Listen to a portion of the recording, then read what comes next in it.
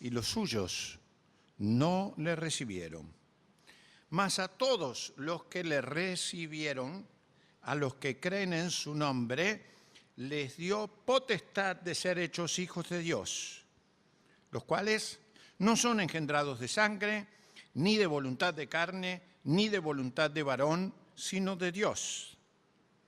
Y aquel Verbo fue hecho carne y habitó entre nosotros, y vimos su gloria, gloria como del unigénito del Padre, lleno de gracia y lleno de verdad.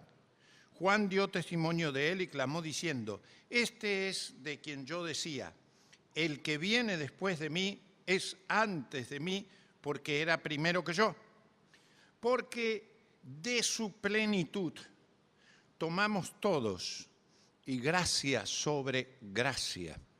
Fíjense este versículo, qué importante. Miren, de su plenitud tomamos todos, y gracia sobre gracia. Pues la ley por medio de Moisés fue dada, pero la gracia y la verdad vinieron por medio de Jesucristo. A Dios nadie le vio jamás. El unigénito Hijo que está en el seno del Padre, Él le ha dado a conocer.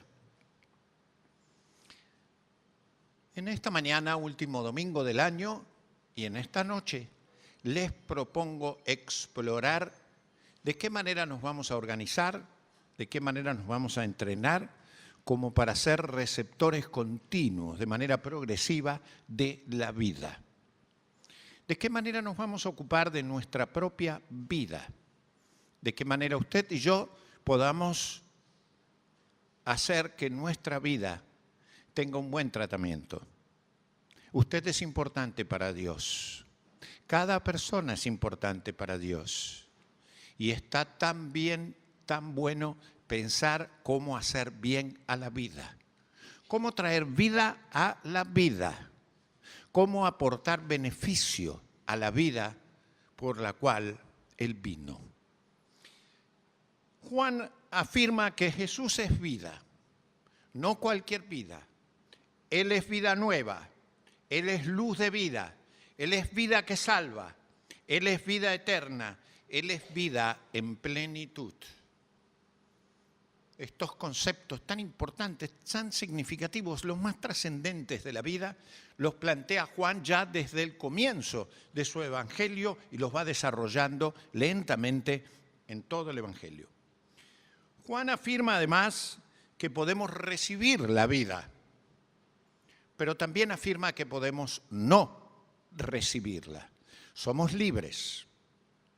No se nos impone recibir la vida. Sí se nos hace responsables. Recibir la vida y creer en la vida es también un medio de ser hechos hijos de Dios. Juan va a decir en otro momento que tristemente la sociedad ha escogido rechazar la vida. Y la consecuencia triste la vivimos todos los días.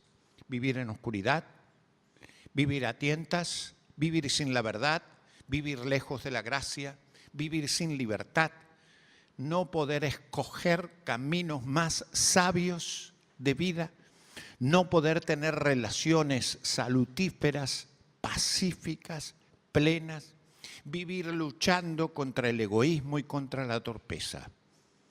Pero aún así podemos tener la esperanza de recibir la vida y transformar nuestras vidas a partir de la vida. Recibir la vida es profundizar nuestra relación con Jesús. No es hacer más cosas religiosas. Las religiones a veces entretienen en programas religiosos. Muchas iglesias se han dado cuenta que es productivo y que reúne gente y vincula gente a hacer programación religiosa. La nuestra es una sociedad de consumo. Y también puede consumir religión, puede consumir entretenimientos religiosos, puede consumir espectáculos religiosos, puede consumir proyectos religiosos que entretengan a la gente.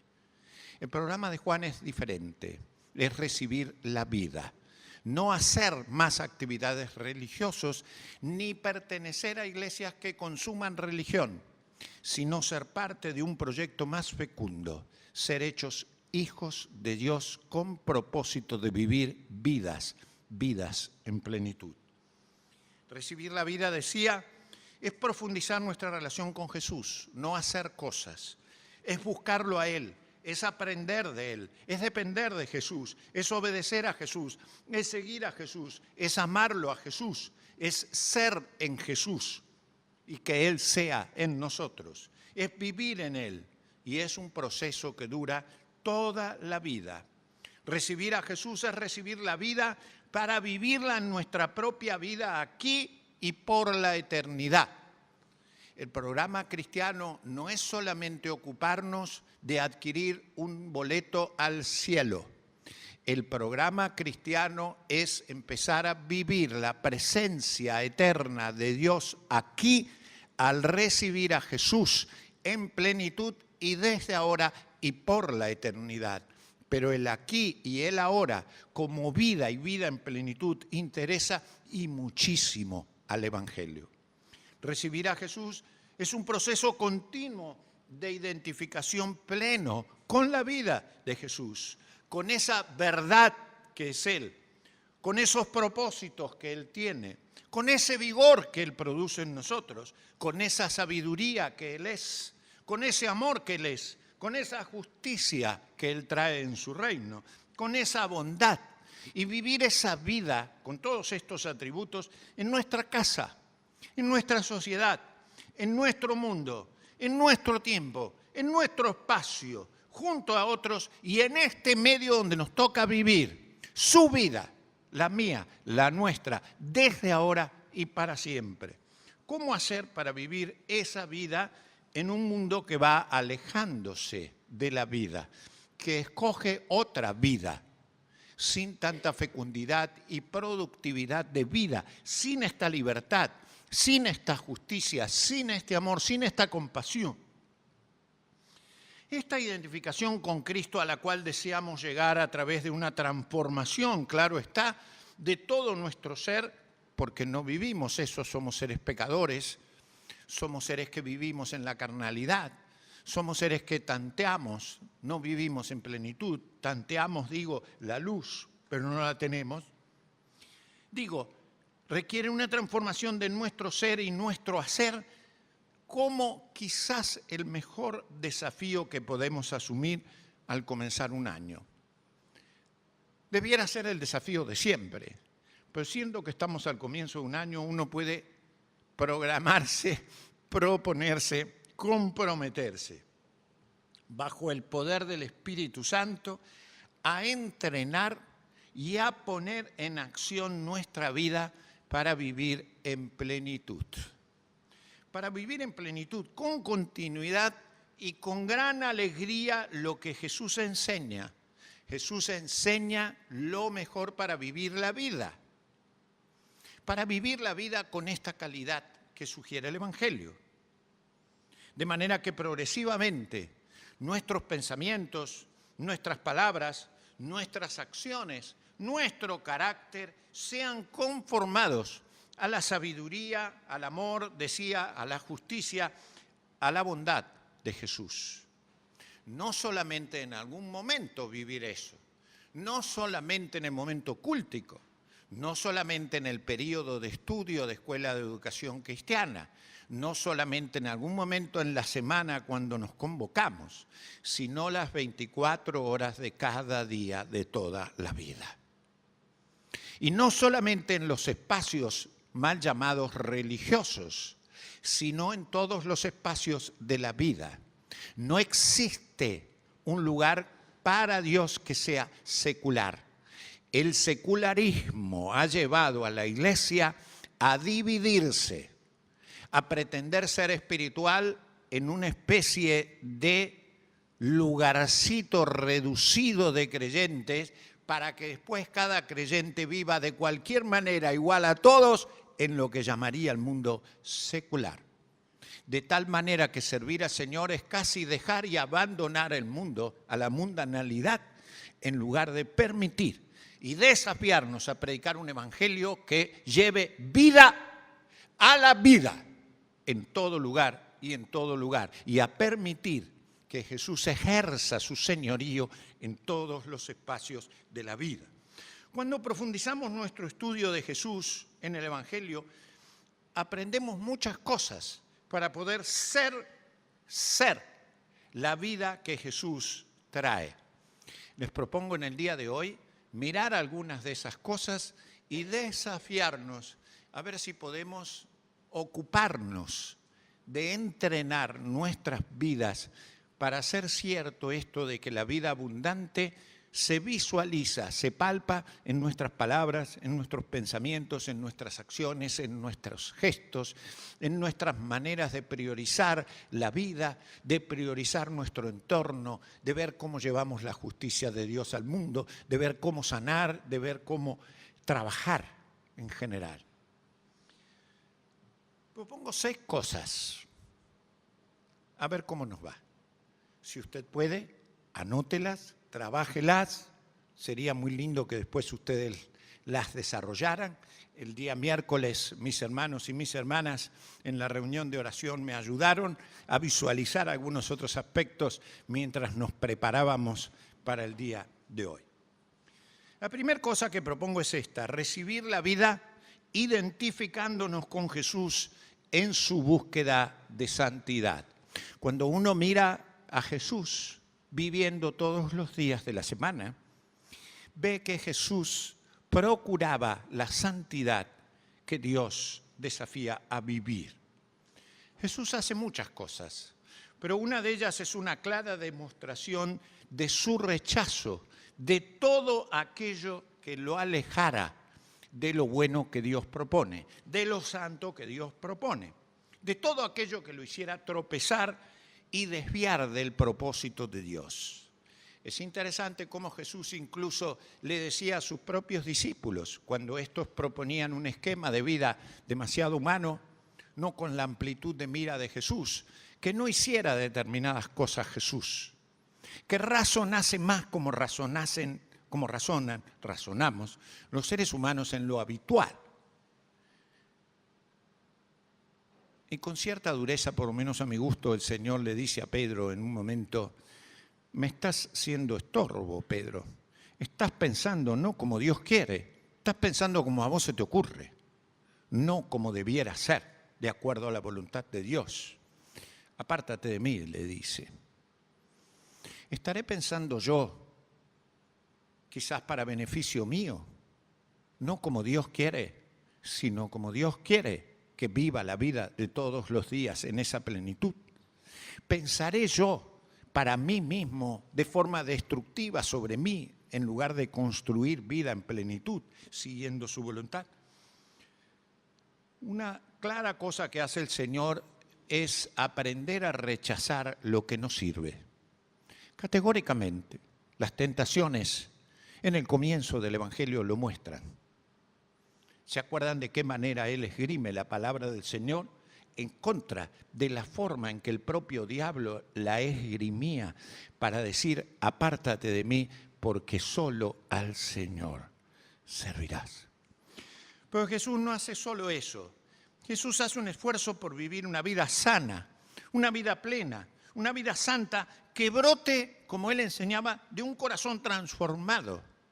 Rechazaba la religiosidad externa que asociaba la santidad a todo un aparataje litúrgico que Dios había enseñado, pero que para las personas se había convertido en una cosa mecánica, fría, aparente. Y Jesús dice: la verdadera santidad nace del corazón transformado. Porque lo que somos y vivimos, lo vivimos desde adentro hacia afuera y no desde afuera hacia adentro. De manera que ese corazón transformado por la santidad de Dios debe proyectarse en una vida cuyo curso de acción sea progresivamente más puro. Que se eduque con esa pureza, que financie la vida con esa calidad, que mire las relaciones con esa pureza, que evalúe lo material con esa calidad y con esa productividad. Tremenda cosa, tremendo desafío. Fíjense qué ocupación tendríamos los cristianos, qué actividad. No habría cristianos aburridos, no habría cristianos que tuvieran que soportar la religiosidad como cosa aparente, sino que todo el mundo estaría activo, viviendo esa plenitud de vida en búsqueda de personas con corazón más puro y con un diagrama de vida de mayor pureza en santidad. La segunda cosa que propongo es recibir la vida identificándonos con Jesús en su caminar en el Espíritu. Jesús incluso no solamente caminó en el Espíritu, sino que en Juan, en el Evangelio que leímos, nos indica que enviaría al Espíritu para que el Espíritu nos ayudase a profundizar todo lo que Él nos había enseñado en cuanto a lo espiritual y en cuanto a la vida. Jesús enseñaba que el Espíritu cambia la vida, la hace de nuevo, que la vida puede iniciarse otra vez, desde arriba, para vivirla acá y por la eternidad con otra calidad. Él enseñaba que el Espíritu nutría nuestro carácter, no solo para hacer acciones excepcionales en el Espíritu, sino para que la manera de ser de uno fuera netamente espiritual todos los días. El Espíritu nos corrige y nos lleva, dice Juan, a la verdad y al conocimiento y a la aplicación de todo lo que Jesús nos enseña, que esa es la sabiduría. Nosotros tenemos que educar, nuestros programas de formación deben ayudarnos a aprender lo que Jesús enseña. El Evangelio debiera ser nuestro libro continuo, nuestra búsqueda de mirar, imitar, identificarnos a Cristo para pensar como Él, sentir como Él, actuar como Él, debiera ser continuo. Esa es la realidad. Esa es la realidad cristiana y esa es la realidad, no la apariencia. La apariencia no es la realidad. La vida real es la de Dios. La otra se nutre de apariencias. La real, la verdadera, la verdad es la vida que Él produce. El Espíritu además, enseña la Biblia, provee dones y sobre todo provee fruto. No solamente lo que señala el texto cuando habla del amor, el gozo, la paz, la paciencia, sino todo fruto de vida que caracterice la hermosura, la sabiduría y la plenitud de la vida que Él trae. Ese debiera ser nuestro interés continuo. En tercer lugar, propondría recibir la vida identificándonos con Jesús en su escucha y en su obediencia al Padre. Es interesante la manera en que Jesús escucha al Padre, a Dios. Es interesante la manera en que Jesús dispone no solamente de tiempo para escuchar al Padre, sino de la actitud para obedecer al Padre. Jesús no solamente ora al Padre, sino que está sujeto a la voluntad del Padre. Y en una oración tremenda, tremenda, Él dice, no lo que yo quiero, sino lo que tú. No lo que yo quiero, sino lo que tú. A veces los cristianos somos como niños que desean caprichosamente esa golosina. Y ponen cara larga cuando el padre o la madre le dicen que no. Jesús va al Padre y le dice, si fuera posible, pasa de delante de mí esta copa. Pero acota, no lo que yo, sino lo que tú. Porque lo que el Padre desea, eso es lo bueno. El resto no es tan bueno. El resto no es tan profundo. El resto que satisface mi capricho no me hace bien, ni le hace bien a mi hogar, ni a mi sociedad, ni a mi cultura, ni al mundo que me rodea. Estamos llenos de fanáticos egos que quieren complacer su gusto personal.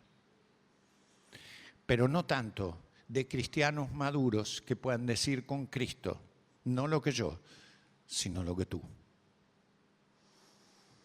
Desarrollar la capacidad entonces de reflexionar, quizás en silencio y quizás en retiro. Tareas que a veces hacemos muy poco.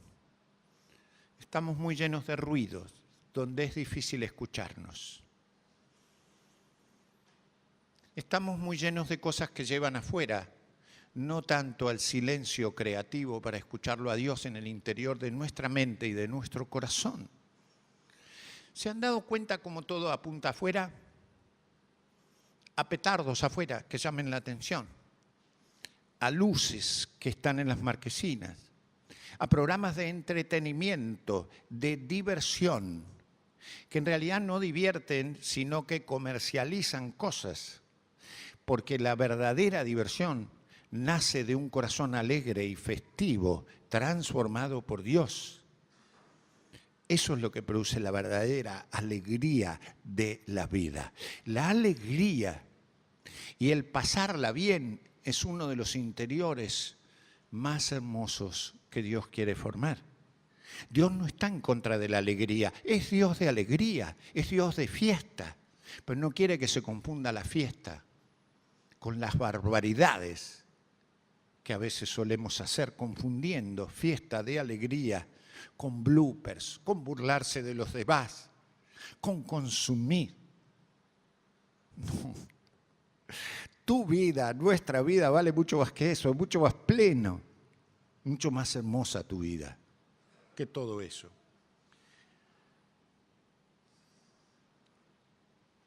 Para estar en la presencia del Señor y profundizar nuestra dependencia de Él y nuestra obediencia a Él, me parece que necesitamos ocuparnos de eso, de escuchar más a Dios que a nosotros mismos y estar dispuestos a instrumentarlos en la vida de todos los días. Dios no te va a pedir lo que no puedas ser y hacer, es impropio de Dios. Dios no pide absurdos. Dios no te va a pedir legalismo, no te va a pedir horas consumidas en un programa religioso. Dios te va a querer otorgar vida y vida en plenitud. Vida que sea disfrutable en plenitud, en tu trabajo, en tu familia, en tu sociedad, en tu calle, en tu edificio. La cuarta cosa es recibir la vida identificándonos con Jesús en su amor al prójimo. Es notable cómo Pedro describe a Jesús como haciendo bienes, como produciendo bienes para los demás, como el que vino a amar. De manera que sería muy bueno ver cómo clarificamos nuestras motivaciones y cómo las orientamos hacia algo tan hermoso como el ejercicio de la compasión, del amor, de la justicia, del servicio, de la realización del bien. A mí me gusta felicitar a los que se reciben de algo, porque Dios les ha dado una herramienta hermosísima. Cómo utilizar todo el estudio que han recibido, el arte, la justicia, no sé, cualquier saber para producir bienes que traduzcan esos bienes en bienes de Dios para la sociedad que nos rodea, como lo hacía Jesús. Ser nosotros lo que sería Jesús en cada momento con las personas y el medio. Eso es vivir la vida. No hay nada más hermoso que poder ser amorosamente, con justicia, con santidad en la sociedad que nos toca vivir. Qué triste es que la sociedad vaya ganando una batalla de secularizar la sociedad, de creer que los valores que hacen bien a las personas son los que la sociedad que no proclama a Jesús, que no puede ver la moralidad de Jesús como un bien para la sociedad, vaya ganando a las iglesias que se encierran sobre sí mismas, agotando todas sus posibilidades en un programa de 3 a 4 horas semanales. Qué triste es pensar que el Evangelio es nada más que para vivir en esas 4 horas, cuando el Evangelio del reino y la vida debe vivirse siempre, en todo lugar, en todo espacio, para producir vida donde hay tinieblas, donde hay oscuridad, donde hay muertes, donde hay egoísmo, donde hay guerras, donde hay odios, donde hay tanta violencia. Ya casi ni nos sorprende ver la violencia del medio. Ya casi es un dato más. Mataron a un niño, a una señora anciana, no sé qué, violaron a un bebé.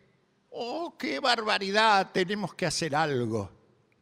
El cristiano piensa cómo ser de una manera distinta la vida plena de Jesús.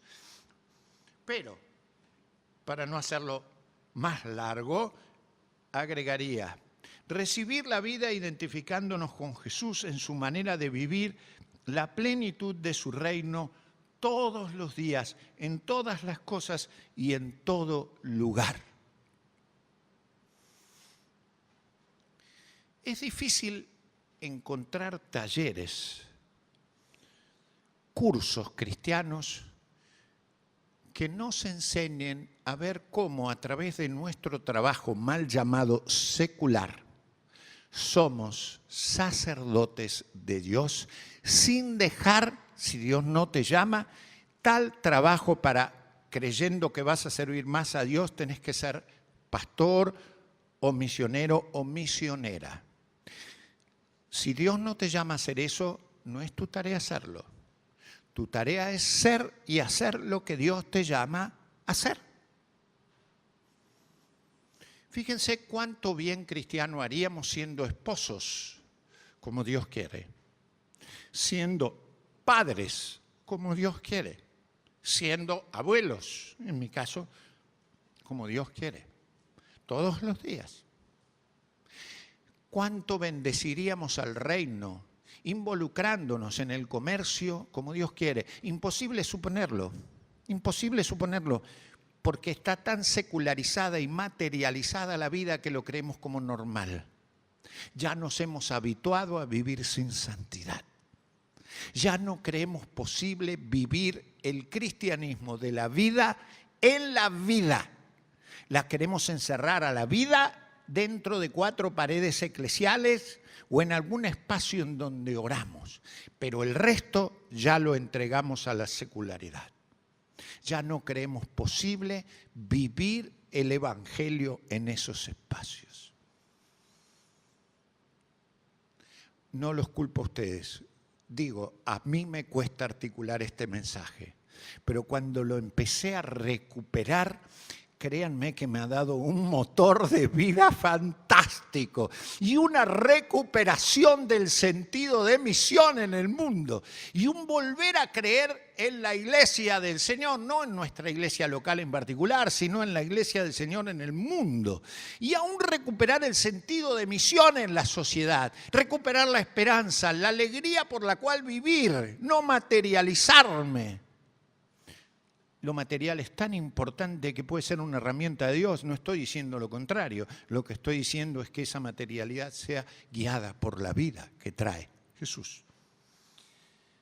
Es decir, el servicio a Dios en medio de la familia, del trabajo, de la crianza, en medio de la enseñanza, de la economía, de la justicia, de la naturaleza. Yo les conté una experiencia significativa. Encontré en un pueblo del interior al que visitábamos una familia que servía al Señor y la señora de la familia me dice que es profesora en el secundario de economía.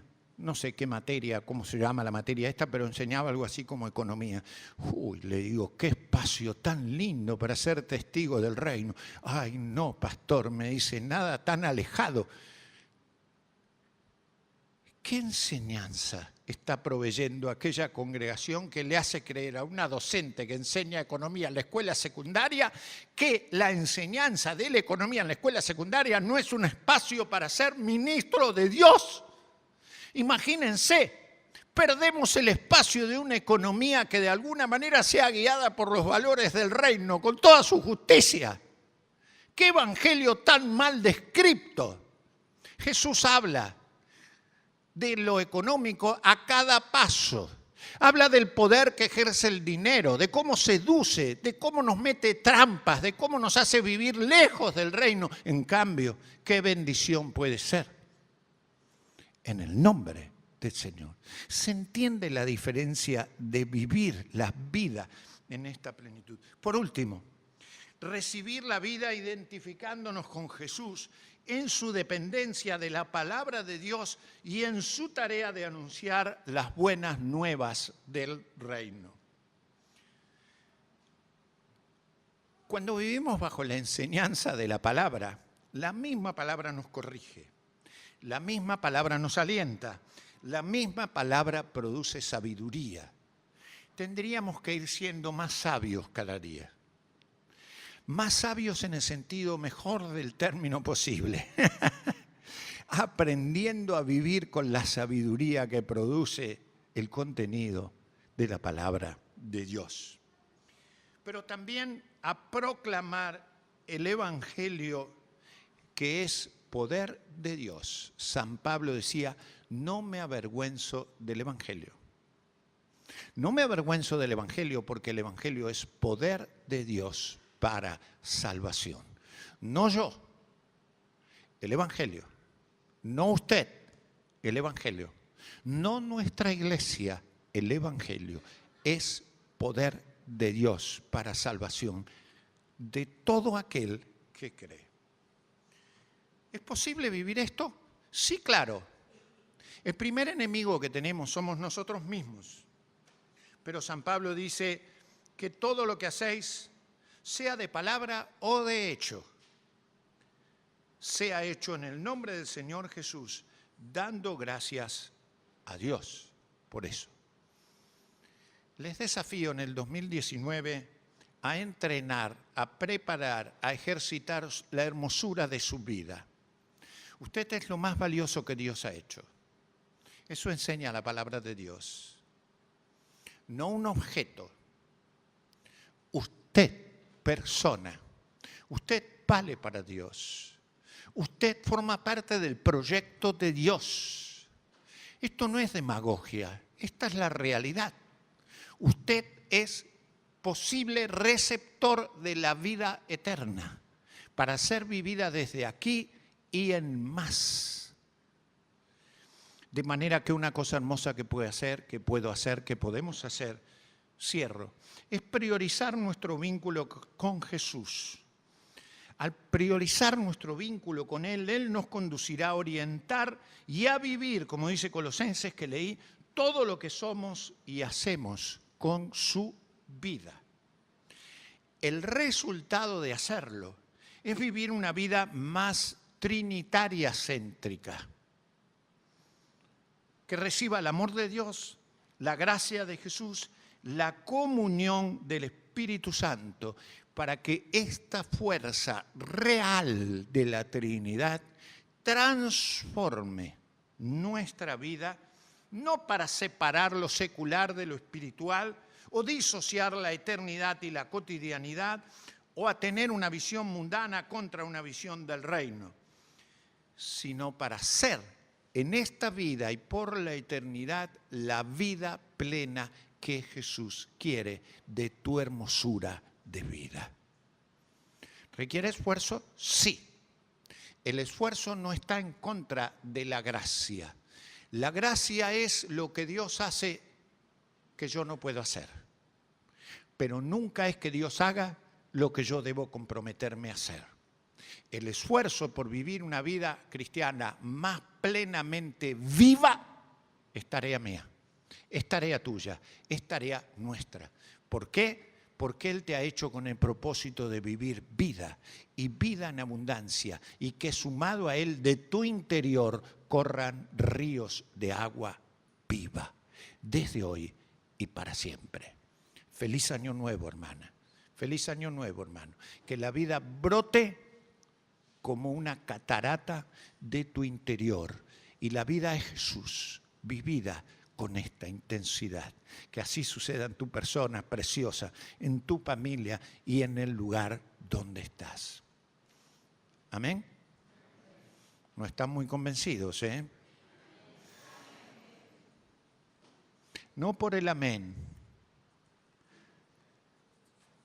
Hay una cierta espiritualidad que nos va ganando, que nos hace casi no creer que es posible vivir vidas abundantes en medio de la mediocridad que vive la cultura secular. A mí me parece que el Evangelio propone que es posible desafiar ese sistema, que es posible desafiarlo, que todavía es posible creer que Jesús produce vidas diferentes. ¿Lo cree? Que así suceda en su corazón, en su mente, en su vida, en su cuerpo, en su familia, en sus relaciones, en su entorno. Amén.